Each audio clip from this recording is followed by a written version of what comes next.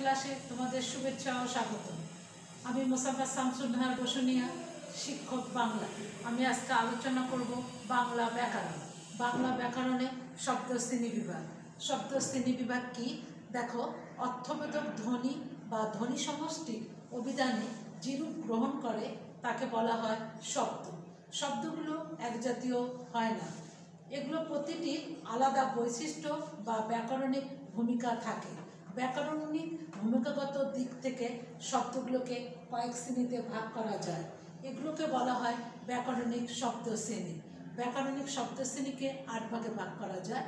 1 নম্বর হলো বিশেষ্য, 2 নম্বর বিশেষণ, 3 নম্বর সর্বনাম, 4 নম্বর ক্রিয়া, 5 নম্বর ক্রিয়া বিশেষ্য, 6 নম্বর যোজক শব্দ, 7 নম্বর অনুসর্গ, 8 নম্বর আবেগ শব্দ। আমি এখন তোমাদের আলোচনা করব বিশেষ্য পদ কাকে বলে। বাক্যে ব্যবহৃত কোনো ব্যক্তি, বস্তু, স্থান, কাল, জাতি, কর্ম, সমষ্টি, ভাব বা গুণের নাম বোঝালে তাকে বিশেষ্য বলে। মোট কথা, কোনো কিছুর নাম বোঝালে তাকে বিশেষ্য বলে। যেমন রবীন্দ্রনাথ একটা নাম, পদ্ম একটা নাম, পৃথিবী, বাঙালি, সমিতি, সততা ইত্যাদি। তাহলে আমরা কি জানলাম? যে কোনো কিছুর নামকে বিশেষ্য বলে। এখন আমরা জানব বিশেষণ পদ কি। যে শব্দ বিশেষ্য, সর্বনাম, বিশেষণ বা ক্রিয়ার গুণ, ধর্ম, অবস্থা, পরিমাণ বা সংখ্যা প্রকাশ করে তাকে বিশেষণ বলে। যেমন ভালো মানুষ, চলন্ত গাড়ি, ধীরে চলো, বড্ড দুষ্ট ছেলে ইত্যাদি। সর্বনাম বিশেষ্যের পরিবর্তে ব্যবহৃত হয় এমন শব্দকে সর্বনাম বলা হয়। যেমন আমি, এগুলো, এটা, তা, সকল ইত্যাদি। মোট কথা, নামের পরিবর্তে যেটা ব্যবহার করা হয় সেটা হলো সর্বনাম। ক্রিয়া, যে বিশেষণ বাক্যের ক্রিয়াকে, যে শব্দ দ্বারা কোনো কাজ করা বোঝায় তাকে ক্রিয়া বলে। ক্রিয়া কাকে বলে? যে শব্দ দ্বারা কোনো কাজ করা বোঝায় তাকে ক্রিয়া বলে। যেমন সে হাঁটছে, ফুল ফুটেছিল, বিড়াল ছানার লাফা। কাজ করা বোঝালে সেটা হলো ক্রিয়া। যেমন ফুল ফুটেছিল কাজ করা বোঝাচ্ছে, বিড়াল ছানা লাফায়, বিড়াল লাফাটাকে কাজ করা বোঝাচ্ছে। আমরা জানি যে হওয়া, করা, খাওয়া, পড়া এগুলো হলো ক্রিয়া। এখন দেখো ক্রিয়া বিশেষণ। যে বিশেষণ বাক্যের ক্রিয়াকে বিশেষিত করে তাকে ক্রিয়া বিশেষণ বলে। যেমন তখন বৃষ্টি পড়েছিল, একটু এখানে আসুন। এই যে এখানে ক্রিয়াকে বিশেষণ করা হয়েছে, তখন বৃষ্টি পড়েছিল। আসা যাক যোজক শব্দ। যোজক শব্দ কাকে বলে এটা আমরা জানব। বাক্যের সাথে বাক্যের বা পদের সাথে পদের সংযোজন, বিয়োজন বা সংকোচন ঘটায় তাকে যোজক শব্দ বলে। তাহলে আমরা যোজক কি জানলাম? সংকোচন, বিয়োজন ও সংকোচন ঘটায় তাকে হলো যোজক শব্দ বলে। যেমন আজ না হয় কাল সে দেশে ফিরবে। এই না হয়, এটা কি হয়েছে? দুজনের মধ্যে সংযোজন ঘটিয়েছে, আজ না হয় কাল সে দেশে ফিরবে। তাহলে যোজক পেলাম আমরা কি? বাক্যের সাথে বাক্যের বা পদের সাথে পদের সংযোজন, বিয়োজন ও সংকোচন ঘটায় তাকে যোজক শব্দ বলে। অনুসর্গ। অনুসর্গ কাকে বলে? যে সহায়ক শব্দ বাক্যে অন্য কোনো পদের পরে বসে পদটির সাথে সম্পর্ক স্থাপিত করে, বিভক্তির মতন কাজ করে, তাকে অনুসর্গ বলে। যেমন দেশের জন্য আমার প্রাণ কাটে, এই জন্যটা হলো অনুসর্গ। যে দেশের জন্য আমার প্রাণ কাটে, এটা কি হয়েছে? যে বাক্যের অন্য একটা পদের পরে বসে বাক্যের সাথে সম্পর্ক স্থাপন করেছে। এখন দেখা যাক আবেগ শব্দ কাকে বলে। যে শব্দ বাক্যের সাথে, যে শব্দের সাথে মনের ভাব বা আবেগ প্রকাশ পায় তাকে আবেগ শব্দ বলা হয়। আমরা কি জানলাম? আবেগ শব্দ যে শব্দের সাহায্যে মনের ভাব বা আবেগ প্রকাশ পায় তাকে আবেগ শব্দ বলা হয়। সাবাস খেলার মতন খেলার মতন খেলেছ, সাবাস খেলার মতন খেলেছ। এই যে আবেগ, সাবাস দ্বারা আমরা আবেগটা প্রকাশ করলাম। হায় কি দুঃখ, হায়, এগুলো হলো আমাদের আবেগ শব্দ। এখন আমরা আলোচনা করব বিশেষণের পদ শ্রেণী। বিশেষণের পদ শ্রেণী। বিশেষণ পদকে সাধারণত 7 ভাগে ভাগ করা যায়। একটা হলো সংখ্যা বিশেষ্য। যে বিশেষ্য পদ দ্বারা কোনো একটি ব্যক্তি, স্থান, নদী, পর্বত, দেশ, শহর, গ্রাম, পুস্তক প্রভৃতির নাম বোঝায় তাকে সংখ্যাবাচক বিশেষ্য বলে। যেমন নজরুল বাংলাদেশ, তাজমহল ইত্যাদি। যে নজরুল একটা নাম, বাংলাদেশ একটা নাম, তাজমহল একটা নাম, এগুলো কি যে সংখ্যা বোঝাচ্ছে, সেগুলো হলো সংখ্যাবাচক বিশেষ্য। সাধারণ বিশেষ্য, যে বিশেষ্য পদ দ্বারা কোনো একজাতীয় প্রাণী বা বস্তু বা বিষয়ের সকলকে বোঝায় তাকে তোমার জাতিবাচক বিশেষ্য বলা হয়। যেমন ফুল, বই, গরু, মানুষ, বাঙালি ইত্যাদি, মুসলমান ইত্যাদি। মানে সাধারণ বিশেষ্য বলতে আমরা কি বুঝি, যেমন এক জাতীয় প্রাণী বুঝতে পারি, বা আমরা অনেকগুলো প্রাণীকে বুঝতে পারি, বা বিষয়ের নাম বুঝতে পারি। যে মানে মোট কথা যে সমষ্টি বোঝায়, যেটা অনেকগুলো বোঝায়। যেমন বই বলতে আমরা অনেকগুলো বই বুঝি, ফুল বলতে আমরা এক জাতীয় অনেক ফুলের নাম বুঝতে পারি, বই বলতে, মানুষ বলতে পুরো মানুষকেই আমরা বুঝি। মোট কথা যে এক জাতীয় প্রাণী বা বস্তু বা বিষয়ের সকলকে বোঝায়, সেটাই হলো আমাদের সাধারণ বিশেষ্য। বস্তুবাচক বিশেষ্য, যে বিশেষ্য পদ দ্বারা বস্তু বা দ্রব্যকে বোঝায় বা গণনা বা পরিমাপ করা যায় তাকে বস্তু বিশেষ্য বলে। যেমন পানি, দুধ, ওষুধ, বই, কলম, সোনা, গাছ ইত্যাদি। ক্রিয়া বিশেষ্য, যে বিশেষ্য পদ দ্বারা ক্রিয়ার ভাব বা কাজের ভাব প্রকাশিত হয় তাকে ক্রিয়া বিশেষ্য বলে। যেমন ঘুমানো, রান্না, দর্শন, গমন ইত্যাদি, যে এগুলো কাজ করা বোঝায়। মোট কথা ক্রিয়া বিশেষ্য দ্বারা আমরা কি বুঝি, কাজ করা বোঝাই। আমাদের দেখো ঘুমানো একটা কাজ, রান্না করা একটা কাজ, দর্শন দেখা একটা কাজ, পড়া একটা কাজ, যেটা কাজ করা বোঝায় সেটাই হলো আমাদের ক্রিয়া বিশেষ্য। সমষ্টি বিশেষ্য, সমষ্টি বিশেষ্য বলতে আমরা কি বুঝবো, যে বিশেষ্য পদ দ্বারা কিছু সংখ্যক ব্যক্তি বা প্রাণীর সমষ্টিকে বোঝায় তাকে সমষ্টি বিশেষ্য বলে। দল, বাহিনী, তারপর জনতা, সভা ইত্যাদি, মানে সমষ্টি বোঝাচ্ছে। দল বলতে মানে এক দল বোঝাতে পারো তোমরা, দুই দল বোঝাতে পারো, বাহিনী অনেক বাহিনী বলতে পারো তুমি, দুই বাহিনীও সেনাবাহিনী বলতে পারো। যে এই বাহিনীগুলোকে বোঝানো হয়, পুলিশ বাহিনী, সেনাবাহিনী। এই যে জনতা, এগুলোকে আমরা কি বলি, সমষ্টি বিশেষ্য বলি। গুণ, গুণ বিশেষ্য, যে বিশেষ্য পদ দ্বারা ব্যক্তির দোষ, গুণের নাম বোঝায় তাকে হলো বিশেষ গুণ বিশেষ্য বলে। যেমন তারুণ্য, সৌন্দর্য, বীরত্ব ইত্যাদি। তারুণ্য বলতে আমরা কি বুঝি, তার গুণ বুঝি, সৌন্দর্য গুণ, তারপরে হলো বীরত্ব একটা গুণ। এই যে গুণবাচক বিশেষ্য, এগুলো আমরা গুণবাচক বিশেষ্য বলতে পারি। ভাববাচক বিশেষ্য, মনোগত ভাব, মনের অবস্থাকে বোঝায়, সেটাই হলো তোমার মনের ইচ্ছা বা ভাব বোঝায়, সেটা হলো ভাব বিশেষ্য। যেমন ইচ্ছা, আনন্দ, দুঃখ, শান্তি, রাগ, পুণ্য, এগুলো হলো ভাববাচক বিশেষ্য। এখন আমি তোমাদের আলোচনা করব যে যোজক কাকে বলে, যোজক কত প্রকার ও কী কী। যোজক শব্দ কী, ঠিক আছে, যোজক শব্দ কি, যোজক কত প্রকার ও কী কী। যোজক শব্দ কাকে বলে, যোজক কত প্রকার ও কী কী। যোজক বাক্যের সাথে বাক্যের বা পদের সাথে পদের সংযোজন, বিয়োজন ও সংকোচন ঘটায় তাকে যোজক শব্দ বলে। যেমন ফুলদানিটা ভালো করে ধরো নইলে পড়ে যাবে। বাক্যের সাথে বাক্যের, পদের সাথে পদের যে সংকোচন, বিয়োজন ও সংকোচন ঘটায় তাকে হলো যোজক বলে। যোজকে আমরা করব অর্থ ও সংযোজনের ধরন অনুসারে যোজক শব্দকে 5 ভাগে ভাগ করা যায়। একটা হলো সাধারণ যোজক। সাধারণ যোজক বলতে আমরা কি বুঝি, এ ধরনের যোজক বা শব্দ শ্রেণী দুটি শব্দ কিংবা বাক্যে সংযোজন করে।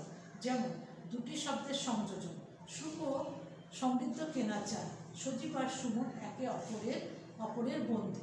এখানে এটা হলো দুটি শব্দের সংযোজন। সুখ একটা শব্দ, সমৃদ্ধ একটা শব্দ, ও দ্বারা কি হয়েছে, সংযোজন হয়েছে, হয়ে কি সুখ ও সমৃদ্ধ কেনা চায়, মানে সুখও চায়, সমৃদ্ধও চায়। এটা দুটি শব্দ দ্বারা কি হয়েছে, সংযোজন হয়েছে। সজীব আর সুমন একে অপরের বন্ধু, এ আটটা দ্বারা কি সজীব আর সুমন একে অপরের সাথে যুক্ত হয়েছে। তো এটা হলো শব্দ যোজক। বাক্যের, দুটো বাক্যের সংযোজন এখন আমরা দেখব। আমাদের সমাজ আর ওদের সমাজ এক নয়। এই যে আমাদের সমাজ একটা বাক্য, আর ওদের সমাজ এক নয়, এটা একটা বাক্য কি হয়েছে, আর দ্বারা সংযোজন হয়েছে। এখন আমরা আসবো বিকল্প যোজক কাকে বলে। বিকল্প যোজক কাকে বলে। শব্দ বা বাক্যের মধ্যে বিকল্প নির্দেশ করে এমন শব্দকে বিকল্প যোজক বলে। এ ধরনের যোজক একাধিক শব্দ বা একাধিক বাক্যের মধ্যে বিকল্প নির্দেশ করে। আমরা আমরা বুঝবো যে যে শব্দ দ্বারা বাক্যে বিকল্প নির্দেশ করে তাকে বিকল্প যোজক বলে। যে শব্দ দ্বারা বাক্যে বিকল্প নির্দেশ করে তাকে বিকল্প যোজক বলে। যেমন লাল বা নীল যে কোনো রং হলেই চলবে, এই বিকল্প লালও হলেও চলবে বা নীল হলেও চলবে, যে কোনো রং হলেই চলবে, মানে বিকল্প যোজক এটাকেই বলা হচ্ছে যে বিকল্প নির্দেশ করে যে শব্দ দ্বারা সেটাই হলো বিকল্প যোজক। সারাদিন খুঁজলাম অথচ বইটা পেলাম না, বইটা না পেলে আরও অন্য কোনো বই দিয়ে পড়তে হবে, এই যে অথচ এটাই হলো তোমার বিকল্প যোজক। বিরোধমূলক যোজক কাকে বলে এখন আলোচনা করব। এ ধরনের যোজক দুটি বাক্যের সংযোজন ঘটিয়ে দ্বিতীয়টির সাথে প্রথম বাক্যের সংশোধন বা বিরোধ নির্দেশ করে। আমরা বিরোধমূলক যোজকটি পেলাম যে এ ধরনের দুটি বাক্যের সংযোজন ঘটবে, দুটি বাক্য থাকবে, দুটি বাক্যের মধ্যে কী হবে সংযোজন ঘটবে, কিন্তু প্রথম বাক্যটি সংশোধন বা বিরোধ নির্দেশ করবে, যে প্রথম বাক্যটি সংশোধন বা নির্দেশ দিবে। যেমন এত পরিশ্রম করলাম তবু ফল পেলাম না, এই যে পরিশ্রম করলাম তবু ফল পেলাম না, যে পরেরটা বিরোধমূলক অ্যান্সার হয়েছে, তবু ফল পেলাম না, যে এত পরিশ্রম করলাম তবু ফল পেলাম না। আসা যাক কারণবাচক যোজক। এ ধরনের যোজক এমন দুটি বাক্যের মধ্যে সংযোজন ঘটায় যার একটি অন্যটির কারণ। আমরা কারণবাচক যোজক দেখব যে একটি যোজক বা এ ধরনের যোজক দুটি বাক্যের মধ্যে সংযোজন ঘটায় যার একটি অন্যটির কারণ। যেমন জিনিসের দাম বেড়েছে কারণ পরিবহন ধর্মঘট, এই যে জিনিসের দাম বেড়েছে কারণ পরিবহন ধর্মঘটের জন্য কি হয়েছে, জিনিসের দাম বেড়ে গিয়েছে। এই কারণটা আমরা এখানে বসে এটা আমরা মানে বিকল্পমূলক যোজক পেলাম, কারণবাচক যোজক পেলাম। জিনিসের দাম বেড়েছে কারণ পরিবহন ধর্মঘট। সাপেক্ষ যোজক। এ ধরনের যোজক একে অপরের পরিপূরক হয়ে বাক্যে ব্যবহার করা হয়, যে প্রথাগত ব্যাকরণগত সত্য সাপেক্ষ বা অপয় নামে পরিচিত হয়। যেমন যদি তুমি পরিশ্রম করো তবে ভালো ফল পাবা, মানে এই ধরনের যোজক একে অপরের পরিপূরক ভাবে ব্যবহার করা হয়। যদি তুমি পরিশ্রম করো তাহলে তুমি কি পাবা, ভালো ফল পাবা। এই যে পরিশ্রম না করলে তো তুমি অবশ্যই ভালো ফল পাবা না, বা পরিশ্রম করলে তোমার সাফল্য অবশ্যই আসবে, পরিশ্রম করো তবে সাফল্য অর্জন করবে। এই যে যদি তুমি পরিশ্রম করো তবে ভালো ফল পাবা, এটাই হলো তোমার সাপেক্ষ যোজক। তাহলে আমরা কি পেলাম যে যোজক আমাদের কি, যোজক শব্দ হলো যে বাক্যের সাথে সংযোজন বিয়োজন সংকোচন ঘটায় যে শব্দ সেটা হলো যোজক। যোজক হলো 5 ভাগে ভাগ করা যায়। একটা সাধারণ যোজক আমরা দেখলাম যে সুখ ও সমৃদ্ধ কেনা চায়, এটা একটা সাধারণ যোজকের উদাহরণ। বিকল্প যোজক যে বিকল্প নির্দেশ করে সেটা হলো বিকল্প যোজক। যেমন লাল বা নীল যে কোনো রং হলেই চলবে। বিরোধমূলক যোজক যে এত পরিশ্রম করলাম তবু ফল পেলাম না, যে পরিশ্রমই শুধু করে গেলাম তবু ফল পেলাম না। কারণবাচক যোজক দেখলাম আমরা যে জিনিসের দাম বেড়েছে কারণ পরিবহন ধর্মঘট। সাপেক্ষ যোজক হলো যে যদি তুমি পরিশ্রম করো তবে তুমি ভালো ফল পাবা। এখন আমি তোমাদের আলোচনা করব যে পরীক্ষায় কিভাবে ব্যাকরণিক পদ শ্রেণীবিভাগ দেওয়া থাকে। তোমাদের অবশ্যই পড়ে নিতে হবে যে ব্যাকরণিক পদ শ্রেণীবিভাগ কাকে বলে, কত প্রকার ও কী সবগুলো সংজ্ঞা করতে হবে। বিশেষ্য কাকে বলে, বিশেষ্য শ্রেণীবিভাগ, বিশেষণ কাকে বলে, বিশেষ্য শ্রেণীবিভাগ, সর্বনাম কাকে বলে, সর্বনামের শ্রেণীবিভাগ, যোজক কাকে বলে, যোজকের শ্রেণীবিভাগ। তারপরে তোমাদের পরীক্ষায় এইভাবে দেওয়া থাকবে, তোমরা দেখো যে এইভাবে পরীক্ষা থাকবে। নিচের শব্দের ব্যাকরণিক শ্রেণী নির্দেশ করো। পরীক্ষার হলে এরকম দেওয়া থাকবে, আমাদের সমাজ আর ওদের সমাজ একরকম নয়। এটা আমাদের সমাজ আর ওদের সমাজ একরকম নয়। তাহলে আমরা যে ব্যাকরণিক শ্রেণীবিভাগ 8 ভাগে পড়েছি সেই অনুসারে আমরা কি করব, এটা অ্যান্সার করব। আমরা কি জানি, বাক্যের বা পদের সাথে পদের যে সংযোজন বিয়োজন ও সংকোচন ঘটায় সেই শব্দকে যোজক শব্দ বলে। তাহলে এখানে আমাদের কি আছে, আর আছে। আমাদের সমাজ আর ওদের সমাজ একরকম নয়, এই আর দিয়ে কী হয়েছে, সংযোজন ঘটিয়েছে। তাহলে এই 8টা কি শব্দ, যোজক শব্দ। তাহলে আমাদের কি লিখতে হবে, এই 8টা হলো যোজক শব্দ। তারপরে দেখো এরকম পরীক্ষার হলে থাকবে, সাদা কাপড় পরলেই বন সাদা হয় না। তাহলে এই সাদার নিচে দাগ দেওয়া থাকবে, সাদাকে তোমাকে কি করতে হবে, যে এটা কি ব্যাকরণিক পদ শ্রেণীবিভাগ যে 8 প্রকার। আমরা জানি যে বিশেষণ পদ কাকে বলে, যে শব্দ বিশেষ্য সর্বনাম বিশেষণ ও ক্রিয়ার গুণ, ধর্ম, অবস্থান, পরিমাপ, সংখ্যা প্রকাশ করে তাকে বিশেষণ বলে। যেমন এখানে কি, যে সাদা কাপড় পরলে মন সাদা হয় না, এখানে কি মনের অবস্থান বোঝাচ্ছে। অবস্থান বোঝালে কি হয়, সেটা হলো বিশেষণ হয়। তাহলে এই সাদা কাপড় পরলে যে মনের অবস্থান বোঝাচ্ছে, তাহলে এটা হলো বিশেষণ পদ। এখন দেখো, রবীন্দ্রনাথ তো আর দুজন হয় না, এখানে রবীন্দ্রনাথ আমরা একটু আগে শিখেছি কোনো কিছুর নামকে বিশেষণ বলে। তাহলে রবীন্দ্রনাথ কি একটা নাম, রবীন্দ্রনাথ একটা নাম, তাহলে এটা বিশেষ্য। তাহলে আমরা এইভাবে লিখবো, যার নিচে দাগ দেওয়া আছে সেটা কি রবীন্দ্রনাথ। রবীন্দ্রনাথ কি একটা নাম বোঝাচ্ছে, নাম বোঝালে সেটা কি হবে, বিশেষ্য হবে। মোদের গর্ব, মোদের আশা, আমরি বাংলা ভাষা। এই মোদের আমরা কি জানি, যেটা নামের পরিবর্তে ব্যবহার করা হয় তাকে কি বলা হয়, সর্বনাম। নামের পরিবর্তে ব্যবহার করা হলে তাকে বলা হয় সর্বনাম। তাহলে মোদের গর্ব, মোদের আশা, আমরি বাংলা ভাষা। তাহলে এটা মোদের, মোদেরটা হলো কি নামের পরিবর্তে ব্যবহার করা হয়েছে, তাহলে মোটটা হলো সর্বনাম। বুঝিয়েছিলাম মেয়েটির রূপ বড় আশ্চর্য। এখানে দেখা গেল আমরা বলছি যে হওয়া, করা, খাওয়া, পড়া বুঝালে ক্রিয়াপদ বুঝায়। তাহলে এখানে কাজ করা বুঝিয়েছে, বুঝিয়েছিলাম মেয়েটির রূপ বড় আশ্চর্য, তাহলে বুঝিয়েছিলাম এটা হলো ক্রিয়াপদ, এটা কি ক্রিয়াপদ। এখন দেখো, দুঃখ বিনা সুখ লাভ হয় কি মোহিতে, এখানে কিন্তু বিনা, এখানে কি আছে বিনা। তাহলে আমরা বিনা কি জানবো, যে সহায়ক শব্দ বাক্যে অন্য কোনো পদের পরে বসে বাক্যটির সাথে সম্পর্ক স্থাপন করে তাকে আমরা অনুসর্গ বলি। মানে একটা শব্দ অন্য কোনো শব্দের পরে সম্পর্ক স্থাপন করে তাকে আমরা অনুসর্গ বলি। যেমন দুঃখ বিনা সুখ লাভ হয় কি মোহিতে, এই বিনা, বিনা আমরা কি সুখ বা দুঃখ ছাড়া আমরা কি সুখ লাভ করতে পারি, তাহলে এই বিনাটা আমাদের কি অনুসর্গ। ঠিক আছে, তো তিনি হো হো করে হেসে উঠলেন, এটা হলো আমাদের হো হো। হো করে বোঝালে আমরা কি বুঝবো, যে যে বিশেষণ শব্দে ক্রিয়াকে বিশেষিত করে তাকে ক্রিয়া বিশেষণ বলে। তাহলে এই বিশেষণ এটা হলো আমাদের হলো ক্রিয়া বিশেষণ শব্দ। এখন দেখা, সাব্বাস দারুণ খেলেছে আমাদের ছেলেরা। এখানে দেখা গেল যে সাব্বাস এটা হলো যেটা মনের ভাব বা আবেগ প্রকাশ করে, সেটা হলো আমাদের আবেগ শব্দ। তাহলে এটা কি হচ্ছে, সাব্বাস দারুণ খেলেছে আমাদের ছেলেরা, তাহলে এটা প্রশংসামূলক আবেগ শব্দ, এখানে মনের ভাব বা আবেগ প্রকাশ পেয়েছে। তুমি যে আমার কবিতা, ঠিক আছে, তুমি যে আমার কবিতা, এখানে এখানে কার নিচে দাগ দেওয়া আছে, তুমি নিচে দাগ দেওয়া আছে। তো তুমি, আমরা জানি যে নামের পরিবর্তে যেটা ব্যবহার করা হয় সেটা হলো সর্বনাম। তাই এখানে নামের পরিবর্তে ব্যবহার করা হয়েছে তুমি, এখানে নামের পরিবর্তে ব্যবহার করা হয়েছে তুমি।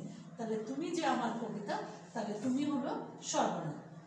তারপরে বলছে আমাদের ছোট গায়ে ছোট ছোট ঘর, এখানে কার নিচে দাগ দেওয়া আছে,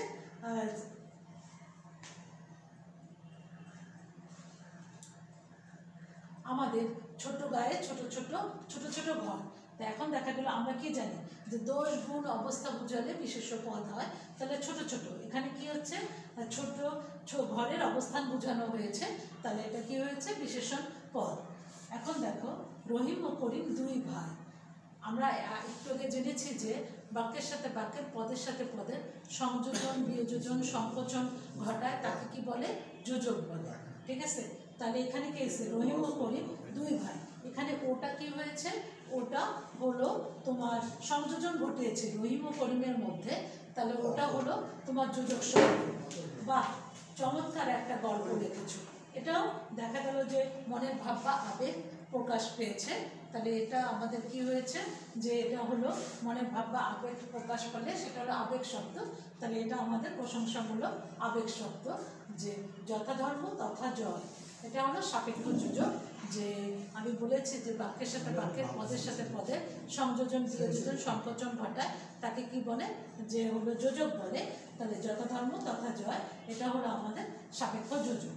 অনুসর্গ, অনেকেই ভাতের বদলে রুটি খায়, এটা ভাতের বদলে, আমি একটু আগে তোমাদের আলোচনা করছি যে অনুসর্গ, তাহলে আমরা এখানে পাচ্ছি যে অনেকেই ভাতের বদলে রুটি খায়, এটা হলো অনুসর্গ।